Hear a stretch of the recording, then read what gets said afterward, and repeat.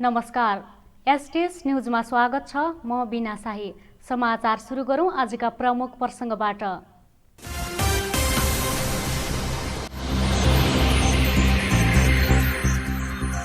सुदूरपश्चिमका 3वटा प्रयोगशालामा भएको परीक्षणमा 28 जना नयाँ संक्रमित थपिए। सुदूरपश्चिममा सक्रिय संक्रमितको संख्या 782 पुग्यो।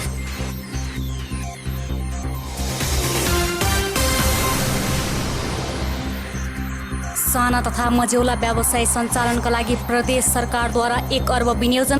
विदेशिनुभन्दा स्वदेशमै उत्पादनमूलक काम गर्न सरकारको आग्रह।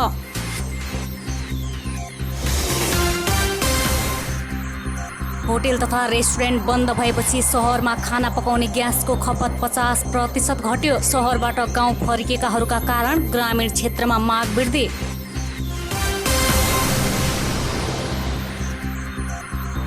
टोके बजार र गौरीफुन्टाको समस्या समन्वयमै समाधान गर्ने कञ्चनपुरका नयाँ प्रमुख जिल्ला अधिकारीको प्रतिबद्धता। सीमा समस्या समाधान उच्च प्राथमिकतामा।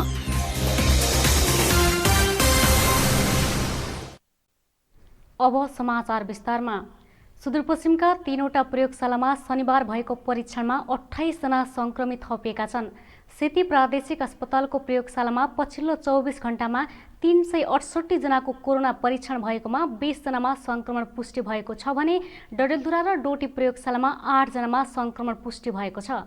सेती अस्पतालका सूचना अधिकारी दिलीप कुमार श्रेष्ठले दिएको जानकारी अनुसार कञ्चनपुरका 12 र कैलालीका 8 जनामा संक्रमण पुष्टि भएको छ। कैलालीको धनगढी उपमहानगरपालिकाका 4 जना, बर्दगुरिया गाउँपालिका वडा नम्बर 3 का 2 जना, टिकापुर नगरपालिका वडा नम्बर 8 का 1 जना र लम्कीचुहा नगरपालिकाका 1 जनामा संक्रमण पुष्टि भएको सूचना अधिकारी श्रेष्ठले जानकारी दिए। उता कञ्चनपुरको भीमदत्त नगरपालिका वडा नम्बर 18 का 10 जना र वडा नम्बर 10 का 2 जनामा कोरोना भाइरसको संक्रमण पुष्टि भएको छ। सेती प्रादेशिक अस्पतालमा अहिले 18 जना कोरोना संक्रमितको उपचार भइरहेको छ। धनगढीको वडा नम्बर 5 मा 20 वर्षीय पुरुष, वडा नम्बर 3 का 3 वर्षीय बालक र वडा नम्बर 2 का 43 वर्षीय महिलामा कोरोना पुष्टि भएको छ। यो सँगै धनगढीमा संक्रमितको संख्या 376 पुगेको छ। आधाभन्दा बढी संक्रमित स्थानीय रहेको उपमहानगरपालिकाको स्वास्थ्य शाखाले जनाएको छ। डोटी प्रयोगशालामा पछिल्लो 24 घण्टामा 124 जनाको कोरोना परीक्षण भएकोमा डोटीका 5 र अछामका 1 जनामा संक्रमण पुष्टि भएको अस्पतालले जनाएको छ। डोटीको सायल गाउँपालिकाका 3, केआइसिङ गाउँपालिकाका 2 र अछाम जिल्लाको रामारोशन गाउँपालिकाका 1 जनामा संक्रमण पुष्टि भएको छ। डडेलधुरा अस्पतालको प्रयोगशालामा पछिल्लो 24 घण्टामा 192 जनाको स्वाब परीक्षण गरेकोमा 2 जनामा संक्रमण पुष्टि भएको अस्पतालले विज्ञप्ति मार्फत जानकारी गराएको छ। शनिबार संक्रमण पुष्टि हुनेमा डडेलधुराको परशुराम नगरपालिका 6 का 2 जना रहेका छन्। भारत विश्वकै बढी दैनिक कोरोना संक्रमित थपिने मुलुकको सूचीमा परेको छ। तर सुदूरपश्चिमेलीहरू यस्तो विषय परिस्थितिको प्रवाह नगरी सानोतिनो रोजगारीका लागि भारत जान बाध्य छन्। सरकारले स्वदेशमै रोजगारीको सिर्जना गर्न सके यो बाध्यताको अन्त्य हुने उनीहरूको विश्वास छ। चुनावका बेला मात्रै आश्वासन दिने तर प्रतिबद्धता अनुसार काम नगर्ने नेताहरूबाट आँच मारेर भारत जानेको लर्को बढेको बढै छ। विश्वव्यापी महामारीका रूपमा फैलिएको कोरोना भाइरसका कारण रोजगारीको सिलसिलामा प्रवासमा रहेका अधिकांश नेपाली स्वदेश फर्किएका छन्। अवस्था अझै जटिल र अनिश्चित रहेकाले अब घर फर्किएकाहरूमा बेरोजगार हुने चिन्ता बढेको छ। स्वदेशमा रोजगारीको अवसर नभएको भन्दै केही समय अघि भारतबाट घर फर्किएका सुदूरपश्चिमेलीहरू फेरि भारततर्फ लागेका छन्। सुदूरपश्चिम प्रदेशका मुख्यमन्त्री त्रिलोचन भट्टले भारत जानुपर्ने बाध्यताको अन्त्य गर्ने घोषणा गर्दै आएका छन्। पेट पाल्नैका लागि भारत जान नपर्ने दाबी गर्दै आएको प्रदेश सरकार आफूले गरेका बाचाबाट चुकेको छ। प्रदेशको आर्थिक मामिला तथा योजना मन्त्री झपट बहादुर बोहराले कोरोनाबाट सिर्जित सङ्कट व्यवस्थापनलाई चालु आर्थिक वर्षको बजेटमा प्राथमिकताका साथ समावेश गरिएको दाबी गरेका छन्। रोजगारीलाई जोड दिएर सरकारले साना तथा मझौला उद्योगी व्यवसायीका लागि मात्रै 1 अर्ब रुपैयाँ विनियोजन गरेको उनको भनाइ छ। कोरोना महामारीले बेरोजगार भएका व्यक्तिलाई रोजगारमा जोड्न प्रदेश सरकार थप गृह कार्यमा जुटेको उनले बताए। एउटा कार्यक्रम के छ भनेपछिमा 1 अर्ब 50 करोड रुपैयाँको प्रदेश सुदूरपश्चिम प्रदेश रोजगार विकास कोषको कामहरू अगाडि बढेको छ। अब केही दिनभित्रै हामी कार्यकारी प्रमुखलाई नियुक्ति गरेर यो कार्यक्रमहरू यो पहिलो चौमासिकमा पनि कार्यान्वयन हुने किसिमले जान्छ। सिप सिक्न चाहन्छ उहाँलाई सिप सिकाउने र जसले सिप सिकेको छ उहाँहरूलाई युपन्जीको रूपमा बिना धितो हामीले चाहिँ नि लघु कर्जा उपलब्ध गराउने न्यूनतम ब्याज दरमा र दोस्रो कुरा के छ भने 1 अरब रुपियाँको हामीले साना तथा मझौला उद्योगी र व्यवसायीहरूको लागि छुट्याएका छौँ। भारतमा कोरोना महामारी तीव्र गतिमा फैलिरहेको अवस्थामा सुदूरपश्चिमबाट भारत जाने नेपालीको सङ्ख्या भने बढ्न थालेको छ। सुरुमा भारतबाट स्वदेश आउने नेपालीको सङ्ख्या उच्च भए पनि त्यस यता फेरि रोजगारीको सिलसिलामा भारत जाने नेपालीको सङ्ख्या बढ्न थालेको हो। स्वदेशमै पेसा व्यवसाय वा नोकरी गर्ने सोच भए पनि यहाँ केही विकल्प नभेटेपछि फेरि भारततिर लागेको सीमामा भेटिएका नागरिकहरू बताउँछन्। आज मात्रै भोको रुँदैन, बाटोमा भोको रहेको त अवस्था छैन। अब नेपाल घरिएपछि कति साल भोका रहने हुन्? के छ यहाँ उद्योग धन्दा, के छ व्यवसाय, के छ व्यापार, के छ उद्योग? सरकारको नीति के छ? सरकारले के गर्न खोजेको छ? सरकारले कसरी पाल्छ यतिको जनतालाई, कसरी रोजगार दिन्छ भन्ने पीडा जान मैले बोकेर आएको छु। यहाँ उसै मरिरहेछ त त्यहीँ मर्नु ठिक छ। यहाँ त उस्तै मरिरहेछ, न फ्यामिलीलाई के खाना खुवाउने, बच्चालाई के दिने, के गर्ने भन्दा बरु 2-4 पाउँ खाएपछि त्यहीँ ठिक छ। बिमारी त छ, डर त सबैलाई भइरहन्छ न भन्ने कुरो त हुँदैन। लकडाउनको अवधिमा नेपालीहरू धमाधम घर फर्किएपछि यति बेला भारतमा कामदारको अभाव भइरहेको छ। कामदारको अभावमा भारतमा विभिन्न उद्योग कल कारखाना सञ्चालनमा समस्या भइरहेको छ। भारतमा नेपाली कामदारको अभाव भएपछि भारतीय उद्योगपति सीमा नाकामा पुग्ने गरेका छन्। उनीहरूले सीमा नाकाबाटै नेपालीहरूलाई आआफ्नो कम्पनीमा कामका लागि लैजाने गरेका छन्। भारतीय आधार कार्ड नभएका नेपालीहरूले समेत भारतीय उद्योगपतिले आफ्नो जिम्मामा कामका लागि लैजाने गरेका छन्। लकडाउनको अवधिमा सुदूरपश्चिमका मात्रै झन्डै 5 लाख बढी नेपालीहरू घर फर्किएका थिए। तीमध्ये धेरै जसोले यता बेरोजगार बनेपछि फेरि भारत जान लागेको बताए। अब इन्डिया जानको लागि अब के आफ्नो समस्याले गर्दाखेरि अब गाउँघरतिर रोजगारीको समस्या पनि छ। त्यसले गर्दाखेरि अब हामी सबै टिमै छ हाम्रो। त्यसैले अब हामी होटल लाइन गर्ने मान्छे, काम गर्ने मान्छे हाम्रो यहाँ अब केही पनि छैन। इन्डियाको नोकरी गरेर हामीले यहाँ छोराछोरीले पाल्नुपर्ने अवस्था हो। तर अब 5-6 महिना बस्दाखेरि हामीले धेरै समस्या छ र हामीले प्लस धेरै ऋण लागि पनि सक्यो। 5-6 महिनामा हामीले 50-60 हजार पनि खाइसक्यो। त्यो कारणले हामीले अब नगएर बाध्यताले इन्डिया चाहिँ जानै पर्ने भयो। प्रदेश सरकारले भने कृषि क्षेत्रबाट नै प्रदेशको विकास सम्भव हुने भन्दै व्यावसायिक कृषि गर्न चाहनेलाई प्रोत्साहन स्वरूप विशेष अनुदानको व्यवस्था गर्ने जनाएको छ। चालु आर्थिक वर्षको बजेटमा कृषि क्षेत्रलाई नै प्राथमिकतामा राखिएको छ। कोरोना महामारीका कारण देशकै अर्थतन्त्र प्रभावित भएका बेला साना लगानीका व्यवसायीहरू भने विस्थापित नै हुने अवस्थामा पुगेका छन्। मन्त्री बोहराले साना व्यवसायीहरूको समस्यालाई मध्यनजर गर्दै राहत स्वरूप विशेष योजना बनाएको बताए। हामी कृषिमा बढी फोकस गर्न चाहन्छौँ र कृषि नै हाम्रो रोजगारीको मुख्य आधार स्तम्भ भएको कारणले गर्दाखेरिमा कृषिमा अनुदानका कार्यक्रमहरू, कृषिमा अझै हामीले चाहेको उत्पादनशीलता बढाउने कार्यक्रमहरू, कृषि व्यवसायिक हुनुपर्छ भन्ने हेतुले पनि हामीले विभिन्न कार्यक्रमको त्यहाँ व्यवस्था गरेका छौँ। अब छिट्टै यी कार्यान्वयनको चरणमा जान्छन्। महामारीकै बेला घर छोडेर दैनिक सयौंको सङ्ख्यामा सुदूरपश्चिमेलीहरू भारत गइरहँदा प्रदेशका सबै नेता र जनप्रतिनिधि टुलु हेरेर बसेका छन्। उनीहरूको भविष्य निर्धारण गर्ने जिम्मेवारीमा बसेका नेताहरूले यस विषयमा कुनै प्रतिक्रिया सार्वजनिक गरेका छैनन्। सङ्कटका बेला जन्मथलो सम्झेर फिरेका नागरिक यहाँ भोकले मर्नुभन्दा रोगैले मरुला भन्दै विदेशिनु पर्ने पीडादायी अवस्थाप्रति कसैले जिम्मेवारी लिन सकेका छैनन्। नेताहरू सत्ता सुखका लागि मात्रै पदमा गएका हुन् त? प्रश्न गम्भीर छ, उत्तर कसले दिने? होटेल तथा रेस्टुरेन्टहरू बन्द भएपछि सहरमा खाना पकाउने एलपीजी ग्यासको खपत 50% घटेको व्यवसायीले बताएका छन्। सहरमा रोजगारी तथा पठन पाठनका लागि आएकाहरू समेत गाउँ फर्किएपछि बजारमा खाना पकाउने ग्यासको माग घटेको छ। सहरमा 50% माग घटे पनि ग्रामीण क्षेत्रमा भने कोरोनाकै अवधिमा मागमा केही वृद्धि भएको छ। यस अवधिमा धेरै मानिस गाउँ फर्केकोले त्यहाँ इन्धन खपत बढेको हो। नेपाल आयल निगमको धनगढी कार्यालयको तथ्याङ्क अनुसार विगत 5 महिनामा सुदूरपश्चिममा खाना पकाउने ग्यासको कुल आयात 11% घटेको छ। लकडाउन सुरु हुनुअघि धेरैले आवश्यकता भन्दा बढी ग्यास भण्डारण गरेकोले यसको एकिन तथ्याङ्क निकाल्न निगमले पनि सकेको छैन। कोरोना जोखिम रोकथाम तथा नियन्त्रणका लागि जारी गरेको निषेधाज्ञाका कारण होटल व्यवसाय लगायत अन्य व्यवसायहरू पनि ठप्प भएकोले ग्यास खपत न्यून भएको हो। लकडाउन अघि अभाव रहेको ग्यास हाल भने आधाभन्दा बढी भण्डारमै थनिकेको व्यवसायीले बताए। लकडाउन अवधिमा ग्यास खपत करिब 50%ले घटेको धनगढी चौराहामा ग्यास डिलर चलाउँदै आएका भोजराज बोहराले बताए। 50% कम छ, ग्यास खपत एकदमै कम छ। सिलिन्डर सबै बन्द छन्। यहाँ बस्ने विद्यार्थीहरू अनि बाहिरको कर्मचारी यताउता सबै चिज बन्द छ। त्यही हिसाबले 50% खपत कम छ। ग्यास त हुन्छ त, व्यापार चलेन भने घर। नेपाल आयल निगम धनगढीका सूचना अधिकारी गणेशराज जोशीले ग्यासको माग कम भएपछि आयात 11%ले घटेको बताए। मुख्य सहर तथा बजारमा खपत घटे पनि ग्रामीण क्षेत्रमा बढेका कारण निगमको माग र आपूर्तिमा ठूलो अन्तर नदेखिएको हो। लकडाउन तथा निषेधाज्ञा अवधिमा पनि आयल निगमले इन्धन आयात र वितरण पूर्ववत सञ्चालन गरेको सूचना अधिकारी जोशीले बताए। खाना पकाउनु त्यति पुरै गर्दैन, यसमा चाहिँ 51%ले नै घटाएको छ, किनकि निर्माण चाहिँ हाम्रो अलिकति ठप्प नै भयो।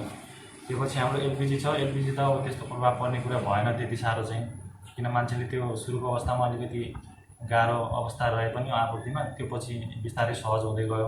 त्यसमा पनि 11%ले एलपिजी पनि घटेको छ।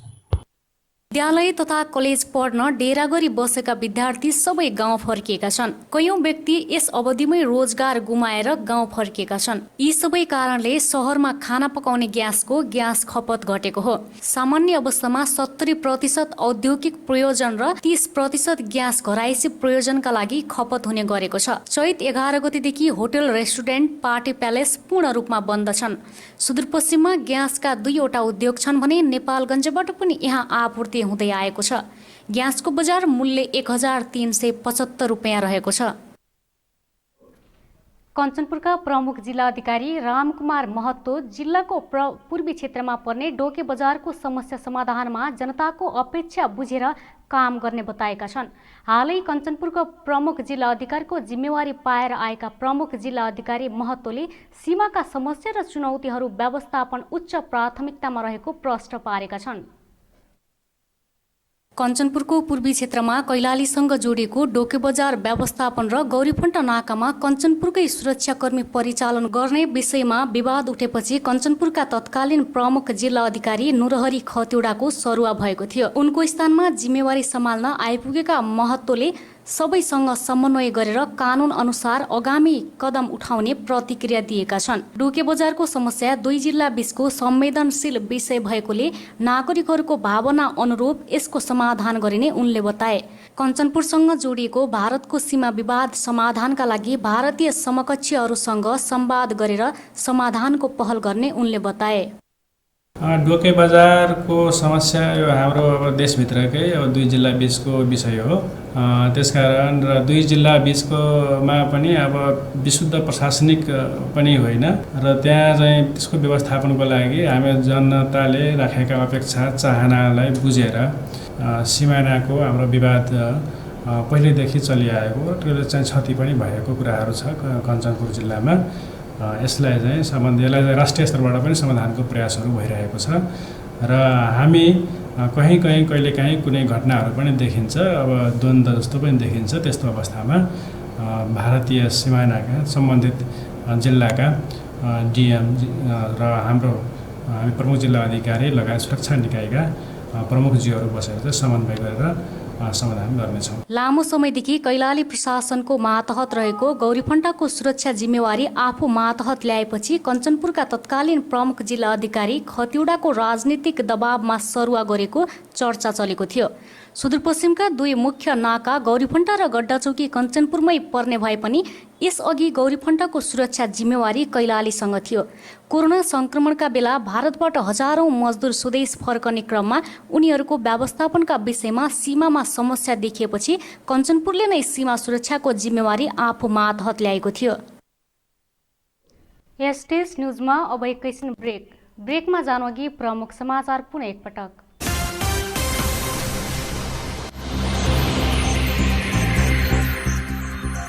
सुदूरपश्चिमका 3वटा प्रयोगशालामा भएको परीक्षणमा 28 जना नयाँ संक्रमित थपिए। सुदूरपश्चिममा सक्रिय संक्रमितको संख्या 782 पुग्यो।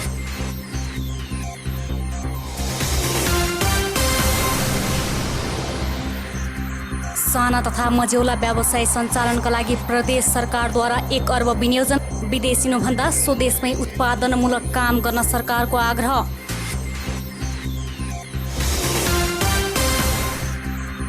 होटेल तथा रेस्टुरेन्ट बन्द भएपछि सहरमा खाना पकाउने ग्यासको खपत 50% घट्यो। सहरबाट गाउँ फर्किएकाहरूका कारण ग्रामीण क्षेत्रमा माग वृद्धि।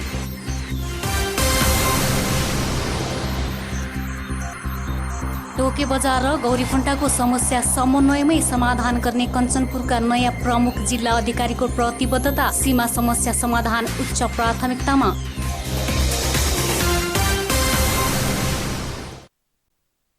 ब्रेकपछि एसटीएस न्युजमा स्वागत छ। अब बाँकी समाचार। सुदूरपश्चिम विश्वविद्यालयले खुल्ला किताब अवधारणामा सञ्चालन गर्न लागेको विद्युतीय अनलाइन परीक्षाको समयावधि 5 घण्टाको हुने भएको छ। यसअघि यस्ता परीक्षा हलमा 3 वा 4 घण्टामा हुने गरेका थिए। अब 5 घण्टाभित्रमा विद्यार्थीले उत्तर लेख पुस्तिका इमेलबाट पठाइसक्नुपर्नेछ। विद्यार्थीहरूले उत्तर पुस्तिका प्राप्त गरेको 5 घण्टामा उत्तर लेखेर पठाइसक्नुपर्ने सुदूरपश्चिम विश्वविद्यालयका उपकुलपति अमरराज जोशीले बताए। 4 घण्टा विद्यार्थीहरूलाई उत्तर लेख्नका लागि र 1 घण्टा लेखिसकेको उत्तर इमेलमा अपलोड गर्नका लागि छुट्याएको उपकुलपति जोशीले बताए। A4 साइजको कागजमा विद्यार्थीहरूले हातले लेखेर वा कम्प्युटरमा टाइप गरेर परीक्षा दिन पाउने व्यवस्था मिलाइएको छ। विश्वविद्यालयले विद्यार्थीहरूलाई इमेलमा प्रश्नपत्र पठाउनेछ। विद्यार्थीहरूले घरबाट वा आफूलाई पाएको पर्ने ठाउँमा बसेर परीक्षा दिन सक्नेछन्। यसरी प्राप्त गरेको उत्तर पुस्तिका क्याम्पसले सोही दिन राति 12 बजेभित्र परीक्षा नियन्त्रण कार्यालयलाई इमेल गर्नुपर्नेछ। परीक्षामा सहभागी विद्यार्थीहरूलाई किताबको उत्तरभन्दा मौलिक उत्तरलाई प्राथमिकता दिने विश्वविद्यालयले आग्रह गरेको छ। विश्वव्यापी रूपमा फैलिएको कोरोना संक्रमणका कारण लामो समयसम्म कक्षामा राखेर विद्यार्थीहरूलाई पढाउन र पढाइएको मूल्याङ्कन गर्न सक्ने अवस्था नभएपछि सुदूरपश्चिमाञ्चल विश्वविद्यालयले अनलाइन पद्धतिबाटै परीक्षा सञ्चालन गर्न लागेको हो। उपकुलपति प्राध्यापक डाक्टर जोशीले अनलाइन विधिबाट परीक्षा सञ्चालन गर्न चुनौती भए पनि असम्भव नभएको बताए। सुदूरपश्चिमाञ्चल विश्वविद्यालयको परीक्षा नियन्त्रण कार्यालयले असोज दोस्रो सातादेखि सञ्चालन हुने गरी स्नातक तह तेस्रो सत्रका सबै इन्जिनियरिङको स्नातक तह पहिलो र तेस्रो सत्र तथा कृषि विज्ञान विषयका पहिलो र तेस्रो सत्रका परीक्षा सञ्चालन गर्ने गरी कार्यतालिका सार्वजनिक गरेको छ। सुदूरपश्चिमाञ्चल क्याम्पस एसपीले शिक्षक तथा कर्मचारीको कोरोना बिमा गरेको छ। असोज 1 गतेदेखि औपचारिक रूपमा अनलाइन कक्षा सञ्चालन गर्न लागेको क्याम्पसले संस्थामा कार्यरत 50 जना कर्मचारीको कोरोना बिमा गरेको हो। विश्वभर महामारीका रूपमा फैलिएको कोरोना भाइरसले पार्न सक्ने सम्भावित जोखिमलाई मध्यनजर गर्दै क्याम्पसले शिक्षक र अन्य कर्मचारी सहित 50 जनाको कोरोना बिमा गरेको जनाएको छ।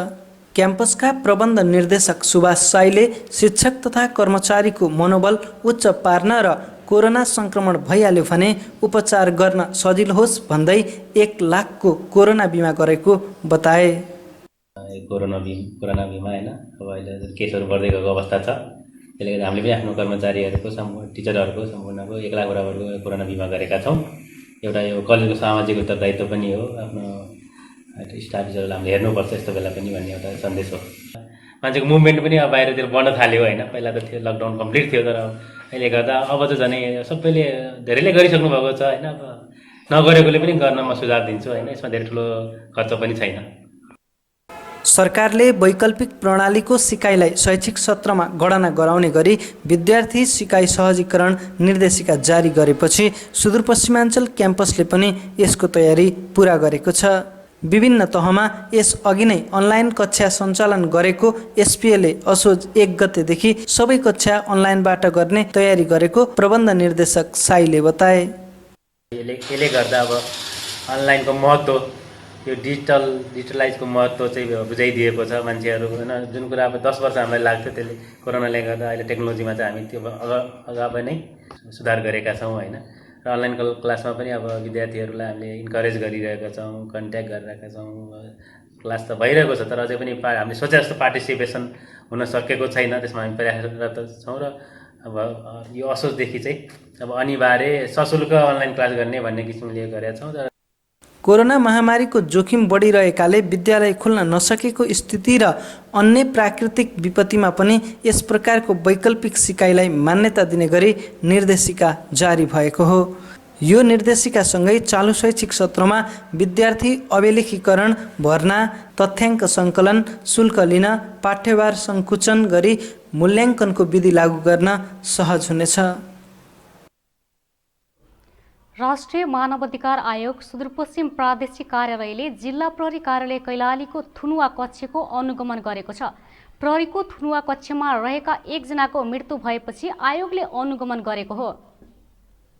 आयोग सुदूरपश्चिम प्रदेश कार्यालयका निर्देशक झङ्कर रावले प्रहरी थुनुवा कक्षको अनुगमन गरी त्यहाँको वस्तुस्थिति र घटनाका बारेमा जिल्ला प्रहरी कार्यालय कैलालीका प्रमुख प्रहरी उपरीक्षक अनुपम शमशेर जबरासँग जानकारी लिएको बताए। उनले घटनालाई गम्भीरताका साथ लिई अनुसन्धानका लागि प्रहरीलाई ध्यानाकर्षण गराइएको बताए। चोरी आरोपमा भदौ 22 गते पक्राउ परेका 19 वर्षीय रोशन विक शुक्रबार बिहान प्रहरी थुनुवा कक्षको शौचालयभित्र झुन्डिएको अवस्थामा फेला परेका थिए। प्रहरीले विकको आत्महत्या गरेको बताए पनि मृतकका आफन्तले भने कुटपिट गरी हत्या भएको आरोप लगाएका छन्। अको र्याबका सुदूरपश्चिम संयोजक दीर्घराज उपाध्यायले सञ्चार गृहमा आक्रमण गर्नेलाई यथाशीघ्र पक्राउ गर्न प्रहरीको सक्रियता देखाउनु पर्ने बताए। उनले कुनै पनि बहानामा पत्रकार र सञ्चार गृहमा आक्रमण हुनु निन्दनीय कार्य भएको र पत्रकारको मनोबल उच्च राख्न आक्रमणकारीहरूलाई यथाशीघ्र कठघरामा ल्याउनु पर्ने बताए। बझाङमा चितुवाको छाला र हड्डीसहित पक्राउ परेका बुङ्गल नगरपालिकाका 2 जनालाई वन कार्यालयले जमानतमा छोडेको छ। 3 दिन प्रहरी हिरासतमा राखिएका दुवैलाई छाला र हड्डीको परीक्षण रिपोर्ट काठमाडौँदेखि नाउन्जेलसम्म वन कार्यालयले जमानतमा छोडेको हो। बुङ्गल नगरपालिकाको वडा नम्बर 6 का अध्यक्ष धनबहादुर सिंहको रोहबरमा उनीहरूलाई छाडिएको डिभिजन वन कार्यालयका निमित्त प्रमुख कर्ण खातीले बताए। मुद्दा चलाउनका लागि सरकारी वकिलको राय मागेर बरामद छाला र हड्डी काठमाडौँ प्रयोगशालामा पठाएको उनले बताए।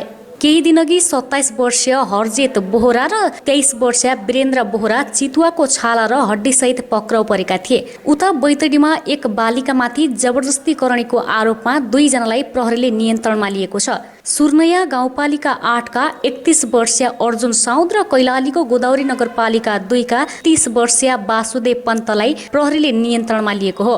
अर्जुनले जिल्लाको पुर्चौडी नगरपालिकाकी 13 वर्षीय बालिकालाई जबरजस्ती गर्ने गरेको र वासुदेवले त्यसमा अर्जुनलाई सहयोग गरेको आरोप लगाएको इलाका प्रहरी कार्यालय पाटनका प्रहरी निरीक्षक गौरी प्रसाद जोशीले जानकारी दिए। यता डडेलधुराको आलीतालमा भएको सालको वनफडानीमा प्रकरणमा थप 1 जना पक्राउ परेका छन्। सुदूरपश्चिम प्रदेश सभाकी सांसद कुन्ती जोशीका स्वकीय सचिव शर्मानन्द जोशीलाई नियन्त्रणमा लिएको डिभिजन वन कार्यालय डडेलधुराले जनाएको छ। सांसद जोशीका सहोदर भाइ शर्मानन्द बस्ने घरमा अवैध काठ बरामद गरेको थियो। भदौ 8 गते आलीताल गाउँपालिका वडा नम्बर 8 मा रहेको जोशीको घरबाट 57 घनफिट काठ बरामद भएको डिभिजन वन कार्यालयले जनाएको छ। समाचार सक्नुअघि अन्तमा मुख्य समाचार पुनः एकपटक।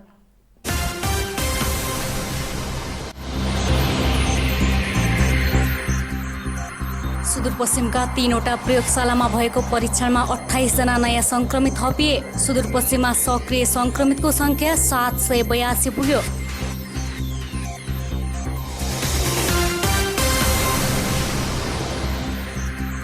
साना तथा मझौला व्यवसाय सञ्चालनका लागि प्रदेश सरकारद्वारा 1 अर्ब विनियोजन। विदेशिनुभन्दा स्वदेशमै उत्पादनमूलक काम गर्न सरकारको आग्रह।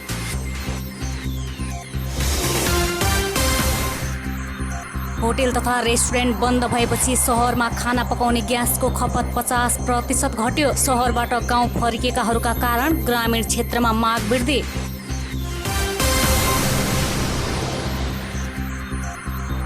डोके बजार र गौरीफुन्टाको समस्या समन्वयमै समाधान गर्ने कञ्चनपुरका नयाँ प्रमुख जिल्ला अधिकारीको प्रतिबद्धता। सीमा समस्या समाधान उच्च प्राथमिकतामा।